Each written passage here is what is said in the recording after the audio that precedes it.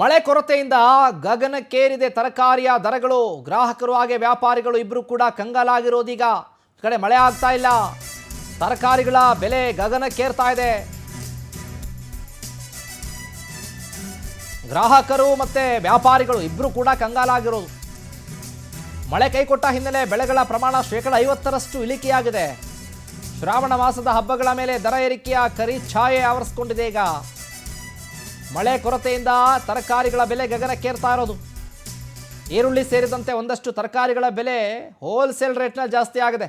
ಬೆಂಗಳೂರಿನಲ್ಲಿ ಹೋಲ್ಸೇಲ್ ಮತ್ತು ರೀಟೇಲ್ನಲ್ಲಿ ತರಕಾರಿ ಬೆಲೆ ಶುಂಠಿ 120ರಿಂದ 130, ಬೆಳ್ಳುಳ್ಳಿ 230ರಿಂದ 250, ಬೀನ್ಸ್ 100 ರೂಪಾಯಿಂದ 110 ರೂಪಾಯಿ, ಹಸಿ ಬಟಾಣಿ 80ರಿಂದ 90, ಹಸಿಮೆಣಸಿನಕಾಯಿ 80ರಿಂದ 90 ರೂಪಾಯಿ, ಈರುಳ್ಳಿ 50ರಿಂದ 70 ರೂಪಾಯಿ, ನುಗ್ಗೆಕಾಯಿ 90 ರೂಪಾಯಿಂದ 100 ರೂಪಾಯಿ, ಟೊಮೆಟೊ 30 ರೂಪಾಯಿ, ಕ್ಯಾರೆಟ್ 60ರಿಂದ 70, ಬೀಟ್ರೋಟ್ 60ರಿಂದ 70, ಕ್ಯಾಪ್ಸಿಕಮ್ 70ರಿಂದ 80, ಹೀರೆಕಾಯಿ 60ರಿಂದ 80, ಬೆಂಡೆಕಾಯಿ 50ರಿಂದ 60, ಬದನೆಕಾಯಿ 50ರಿಂದ 60 ರೂಪಾಯಿ, ಹಾಗಲಕಾಯಿ 50 ರೂಪಾಯಿ, ಹೂಕೋಸು 50 ರೂಪಾಯಿ, ಎಲೆಕೋಸು 60 ರೂಪಾಯಿ, ಮೂಲಂಗಿ 50 ರೂಪಾಯಿ.